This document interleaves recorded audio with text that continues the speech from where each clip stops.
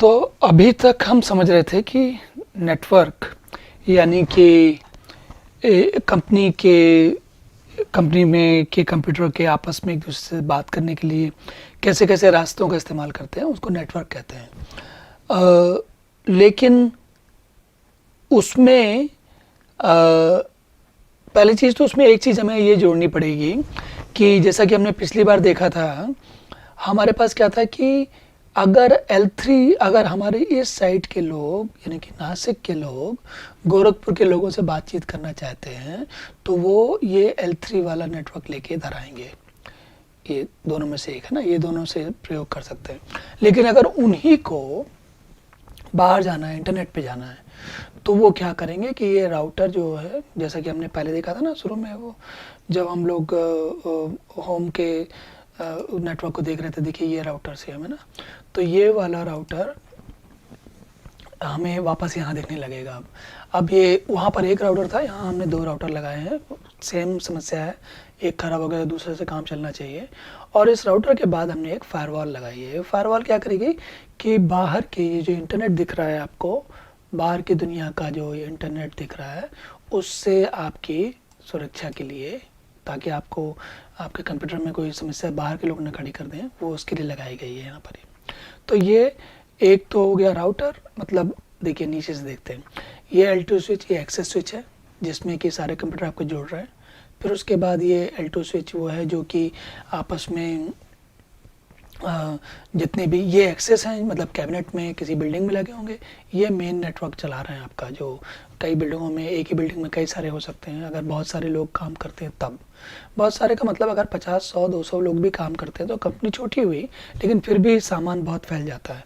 तो access switch, उसके ऊपर L2 स्विच, L2 स्विच के बाद आप उसके आगे लगाओगे L3 स्विच। L3 स्विच क्या करेगा, अगर इनको कंप्यूटर को आपस में बात नहीं करना है और उधर दूसरी साइड वाले कंप्यूटर से इनसे बात करनी किसी से, तो ये L3 स्विच का प्रयोग करेंगे यहाँ पर, ये वाले का, है ना।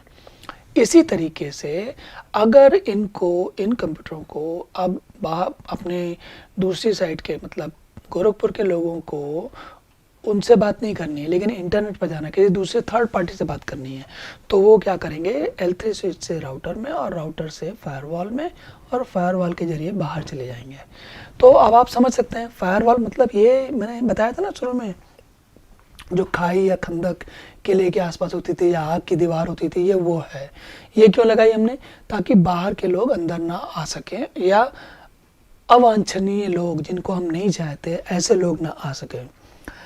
अब अगर हम सिक्योरिटी के बारे में सोचें तो उसमें बहुत सारी चीज़ें आती हैं। जैसे अगर हम साधारण तौर पे सोचें कि जो क्या क्या समस्याएं आ सकती हैं, तो अगर मान लीजिए हम अगर इसको मैं वापस छोटा करता हूँ और आपको दिखाता हूँ, ये देखिए, अगर ये है हमारा, है ना, अब अगर हमारी ये नासिक है, ये गोरखपुर है, और ये नीचे का बाकी का नेटवर्क है सारा।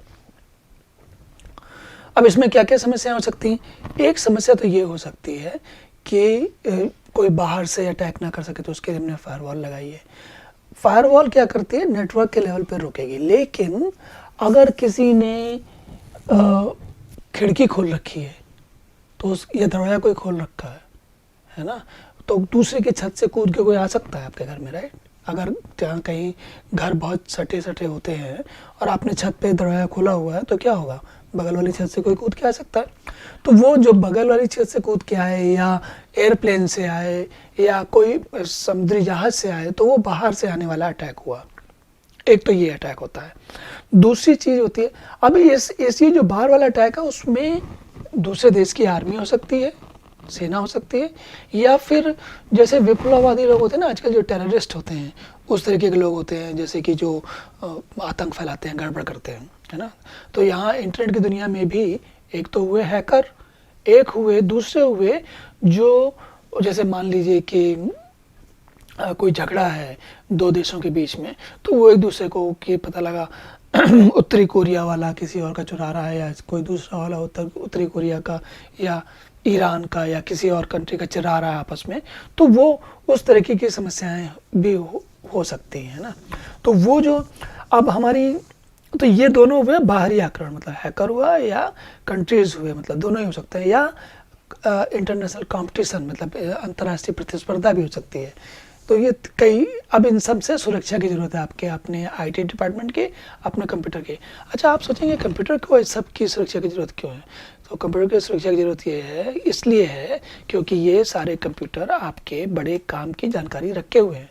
सोचिए, अगर ये आपके सेना के बारे में जानकारी रखते हैं, या आपके पास कितना पैसा है उसकी जानकारी रखते हैं, या आपके कौन से लोग क्या काम करते हैं, किसको क्या क्या कमियां, मतलब ये तो स्वाभाविक बात है ना, राजनीतिक समस्याएं भी होती हैं या भौगोलिक समस्याएं भी होती हैं।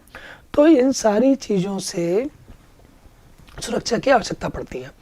अब क्या होता है, दूसरी क्या हो सकती है कि एक राज्य के लोग दूसरे राज्य को आपस में झगड़ रहे हो, मतलब जैसे इसी में दो डिपार्टमेंट हैं और वो आपस में उनके झगड़े चल रहे हैं, तो वो जैसे मान लिया फाइनेंस वाला कहेगा कि भाई हमारी जानकारी सबको नहीं मिलनी चाहिए, सबको नहीं पता चलना चाहिए कि कंपनी के पास कितना पैसा है कि नहीं है, हर किसी को नहीं पता चलना चाहिए, जिनको काम है उनको पता चलना चाहिए, सबको नहीं पता चलना चाहिए। उसी तरीके से रिसर्च वाला जो है, जो उनकी कंपनी मान लो कोई नया कोई प्रोडक्ट बना रही है, कोई तैयार सामान चीज़ बना रही है और वो सबको पता चल गया R&D वाले का, है ना, तो वो क्या होगा, वो आपका नुकसान हो जाएगा। मतलब दूसरी कंपनी वाले बना सकते हैं, या कुछ आपका मतलब पैसे का या काम का नुकसान हो सकता है। तो हर वो परिस्थिति जिसमें आप सुरक्षा के बारे में सोचते हो, वो सब सिक्योरिटी या सुरक्षा कहलाती है। और आईटी की दुनिया में सुरक्षा बहुत ज़्यादा इम्पोर्टेंट होती जाती है, क्योंकि यहाँ पर जानकारी का खेल है, जानकारी पे सारी दुनिया टिकी है। कहते हैं ना, नॉलेज इज़ द किंग। तो वो अगर जिसको पता है वो बाजी मार ले जाएगा, और जिसको नहीं पता है, जिसका ध्यान नहीं रखा आपने, उसका काम बिगड़ जाएगा। अब तो हमने इसके अलावा एक और भी बात होती है, कई बार आप अपनी सारी जानकारी पड़ोसी को अपने घर में नहीं देना चाहते। कभी कभी ऐसा होता है ना कि वो दो भाई हैं, तो या भाई बहन है, या उनका आपस में कंपटीशन है, तो वो नहीं बताते कि वो क्या कर रहे हैं। तो ये प्राइवेसी या निजता की बात होती है। तो इस तरीके से कुछ चीज़ें ऐसी आती हैं, जैसे मैं इनको यहाँ लिखता हूँ, यहाँ पर देखो सामने लाता हूँ आपके लिए। तो क्या क्या चीज़ें हैं, बाहरी आक्रमण हो गया, अंदर की समस्याएं हो गई, एक दूसरे से सुरक्षा हो गई, निजता हो गई, है ना। अब ये चीज़ें आईटी की दुनिया में कैसे रोल प्ले कर सकती हैं, आप जरा थोड़ा देखते हैं इसको, है ना। तो आईटी की दुनिया में क्या होता है, अब ये मैं कुछ एक नाम दे रहा हूँ, और भी हैं, क्योंकि लिस्ट बहुत लंबी हो जाती है धीरे धीरे, तो वो मैं नहीं चाहता कि एकदम से आप तो पहले वायरस सभी ने सुना होगा, एडवेयर सुना होगा आपने। कोई कभी कभी होता है ना, आपकी वेबसाइट पे कुछ देख रहे होते हो, कोई कंपनी अपना ऐड चलाने लगती है, अरे भाई आपको हमें, या फिर कभी कभी क्या करती है कि ऐड चलाने के चक्कर में वो आपके कंप्यूटर में कोई अपना प्रोग्राम घुसा देती है, जो कि आपके कंप्यूटर की सारी जानकारी इकट्ठी करने लगता है, तो वो एडवेयर कहलाता है। इसी तरीके से मेलवेयर होता है। मेलवेयर जैसे होता है ना कि कभी कभी लोग बाग गलत, वायरस नहीं है, वायरस एक होता है जो पूरे में फैल जाता है, बहुत गड़बड़ करता है। मेलवेयर फैल भी सकता है, नहीं तो उसके इरादे खराब हैं। मेलवेयर मतलब मेल मतलब खराब, और वेयर मतलब जो काम किया जा रहा है। तो मेलवेयर मतलब खराब इरादे से किया हुआ काम। जैसे नहीं होता कि कोई अगर आपकी कोई स्कूटर या कार या साइकिल कोई बाहर खड़ी है, तो कोई आके उसके शीशा फोड़ जाए, ऐसा कुछ कर दे, है ना, तो या कुछ पत्थर उत्थर चला जाए, तो वो क्या है, सामने वाला आपको नुकसान पहुंचाना चाहता है किसी न किसी कारणवश। अब ये तो आपने बहुत ही देखा होगा, ईमेल में जाने कैसी कैसी मेल आती रहती हैं, तो वो उनको रोकना, उनकी सुरक्षा करना, उन सही मेल को समझना और फालतू की मेल को हटाना। कहते हैं ना, स्पैम सुना होगा आपने। स्पैम का मतलब क्या होता है, ऐसी मेल जो कि आपको चाहिए नहीं, लेकिन ज़बरदस्ती आपके मेल बॉक्स में पड़ी हुई है, तो आप जो है उससे अब इसका प्रकोप, इसका असर इतना ज़्यादा बढ़ गया है कि मुश्किल हो जाता है। इसलिए इन सबको बड़े लेवल पे, बहुत ज़्यादा बड़े स्तर पे इनको रोकने की पूरी कोशिश की जाती है, ताकि लोग बाग ठीक से काम कर सकें। अच्छा, एक और भी बात होती है, हर आदमी हर समय हर चीज़ के लिए अलर्ट नहीं रह सकता। कभी कभार आप वैसे बहुत अलर्ट रहते हो, लेकिन कभी थोड़ा मौका हो गया तो चूक गए तो कभी बहुत बड़ा नुकसान हो सकता है। तो ऐसी परिस्थितियों को रोकने के लिए ये सुरक्षा के सारे प्रबंध करने पड़ते हैं। तो ईमेल की स्कैनिंग, स्पैम की स्कैनिंग, ईमेल में मेलवेयर, एडवेयर, वायरस, इन सब की स्कैनिंग, या अगर आपने मान लीजिए गए आप कोई गए, जैसे क्या होता है ना कि आपने कोई किसी ने कहा कि फलाना सॉफ्टवेयर आप कर लो, कोई ऐप डाउनलोड कर लो, है ना, कहते हैं ना वो, जैसे बोलते हैं ना एक ऐप डाउनलोड कर लो, फ्री ऐप, है ना। अगर फ्री ऐप कोई आपको दे रहा है तो वो कहेगा कि फ्री ऐप दे दो, लेकिन वो आपको जब डाउनलोड करोगे तो बोलेगा मेरा कैमरा भी दे दो, कॉन्टैक्ट्स भी दे दो, सब बता दो उसको। उसका मतलब क्या, फ्री में तो दे दिया उसने, लेकिन वो अब आपकी सारी जानकारी चूस रहा है धीरे धीरे। तो ऐसे में, या फिर आपने कोई डाउनलोड किया जाके, आप सोच के देखिए, हम सभी हर अपने लिए जो जरूरी चीज़ होती है उसकी उसकी कोई वैल्यू समझते हैं, उसका कोई उसकी ज़रूरत समझते हैं ना। तो आप अपनी कोई चीज़ किसी को मुफ्त में दे देंगे? नहीं देंगे। उसी तरीके से अगर कोई आपको कोई चीज़ मुफ्त में दे रहा है तो कहीं ना कहीं कुछ ना कुछ तो वो आपसे ले रहा है। तो इस तरीके से आप अनजाने में कोई जानकारी दे सकते हैं जो कि आपको या आपके परिवार को या आपकी कंपनी को नुकसान पहुंचा सकती है। इसी तरीके से हैकिंग सभी लोग जानते हैं।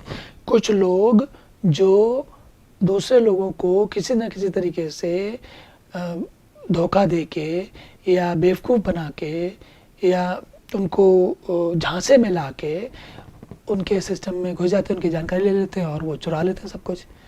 सुना ही होगा आपने, कभी कभार लोगों ने हैक कर लिया और आपका बैंक से पैसा निकाल लिया, ऐसा कुछ हो गया।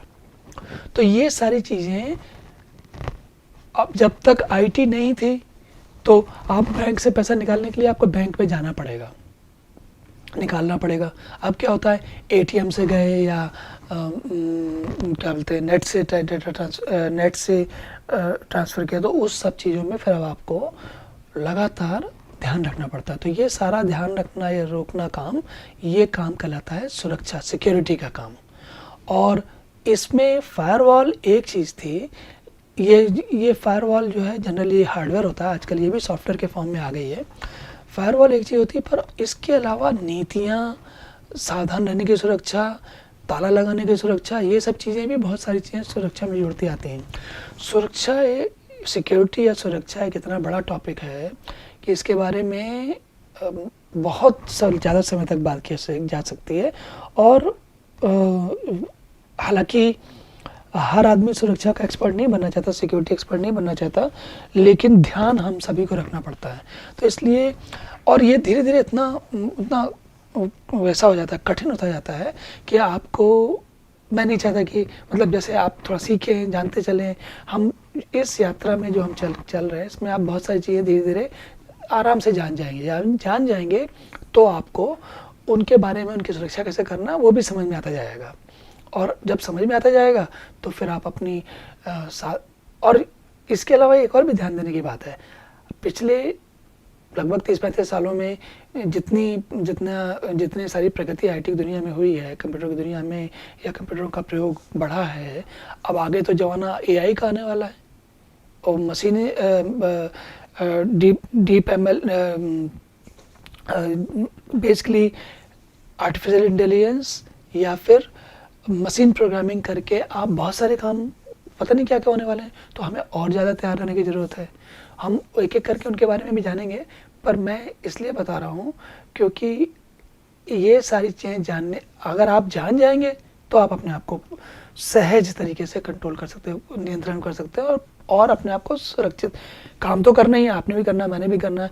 और आगे चल के मान लीजिए 20-25-50 साल तक जो लोग काम जिंदा रहेंगे, काम करेंगे, या अगले 100 साल 200 साल, तो वो पता नहीं क्या क्या चीज़ें आएंगी। तो क्या हम लोग सारे घर पर हाथ रख कर बैठ जाएंगे? नहीं, काम तो करते रहेंगे। तो सीखते चलना ज़रूरी है, और कैसे दुनिया में आगे की दुनिया में अपने आप को संभालना है वो भी जानना ज़रूरी है। इसलिए सिक्योरिटी तो बिल्कुल आधारभूत है, अच्छी तरीके से आनी चाहिए, समझ में आनी चाहिए। भले ही हम उसकी प्रैक्टिस, हम खुद सिक्योरिटी को डिप्लॉय करने का, लगाने का काम ना करते हो आईटी की दुनिया में, लेकिन हमारी वजह से नुकसान ना हो, इसका तो प्रयास सभी को करना चाहिए।